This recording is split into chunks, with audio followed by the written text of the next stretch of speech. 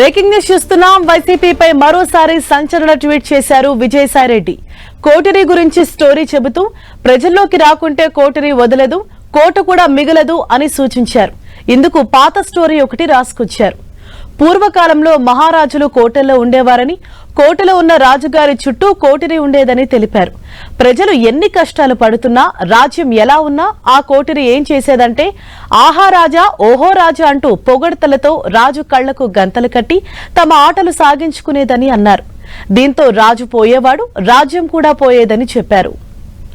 Coterie కుట్రల్ని గమనించిన మహారాజు తెలివైన వాడైతే మారువేషంలో ప్రజల్లోకి వచ్చి ఏం జరుగుతోందో తనకు తానుగా తెలుసుకునేవాడని తెలిపారు.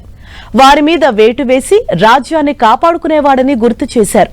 కోటలో రాజుగారు బాగుండాలంటే సామాన్య ప్రజల్లోకి రావాలని, ప్రజల మనసెరిగి వారి ఆకాంక్షలు అర్థం చేసుకోవాలని సూచించారు. లేదంటే కోటరీ వదలదు, కోట కూడా మిగలదంటూ హెచ్చరించారు. ప్రజాస్వామ్యంలో అయినా జరిగేది ఇదే అని విజయసాయిరెడ్డి స్పష్టం చేశారు.